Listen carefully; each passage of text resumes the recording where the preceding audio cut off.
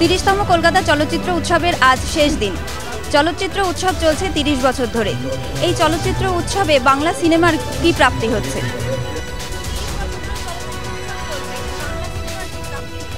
কিচ্ছু হয়নি। বাংলা সিনেমার প্রাপ্তি বলতে বাংলা সিনেমা ম্যাক্সিমাম পুরনো সব ছবিগুলোকেই রিপিট করে দেখা হচ্ছে। টানা 8 দিন ধরে অনুষ্ঠিত হলো কলকাতা চলচ্চিত্র উৎসব। 30তম চলচ্চিত্র উৎসবে 42টি ফিচার ফিল্ম ও 30টি স্বল্পদৈর্ঘ্যের ছবি ও তথ্যচিত্র প্রতিযোগিতায় স্থান পেয়েছিল। উৎসবের শেষ দিনেও মানুষের ভিড় ছিল নন্দন চত্বরে। আজ প্রতিযোগিতায় থাকা ছবিগুলির মধ্যে সেরা সেরা কি হলো তা জানা যাবে। কলকাতা বিনোদন জগতের বিভিন্ন অভিনেতা অভিনেত্রীরাও এদিন চলচ্চিত্র উৎসবে উপস্থিত ছিলেন।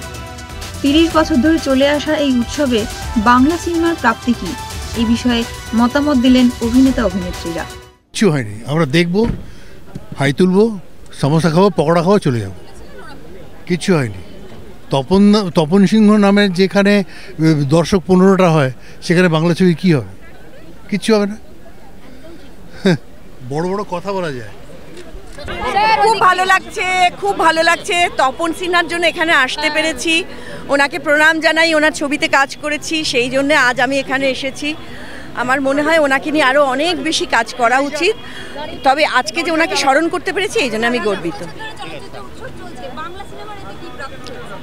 বাংলা সিনেমার প্রাপ্তি বলতে বাংলা সিনেমা ম্যাক্সিমাম পুরনো সব ছবিগুলোকেই রিপিট করে দেখা হচ্ছে। বাংলা সিনেমার উপর অনেক বেশি সিরিয়াসলি কাজ করা উচিত। এ বিষয়ে মতামত দিলেন সাধারণ মানুষও।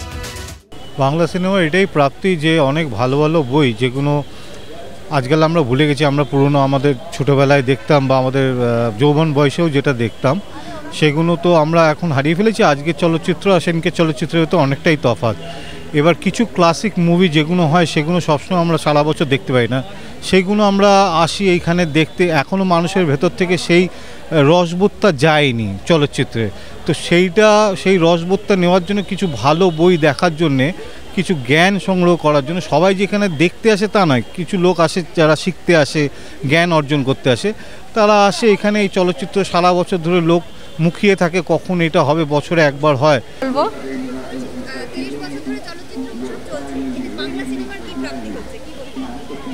বাংলা সিনেমার কি প্রাপ্তি হচ্ছে, প্রশ্নটাই হচ্ছে একটা কেরম একটা হাস্যকর। কারণ বাংলা সিনেমার এতে অনেক উন্নতি হয়েছে। আমরা সেই সত্যজিৎ রায়ের, আমরা হচ্ছি ঘরানা, সেখানে আজকে আমরা যেখানটা এসে দাঁড়িয়েছি, উন্নতি আমাদের অনেক হচ্ছে, এ নিয়ে কোনো প্রশ্নই না। বাংলা সিনেমার প্রাপ্তি বলতে মানে প্রাপ্তি তো হয়েই আছে বাংলা সিনেমার।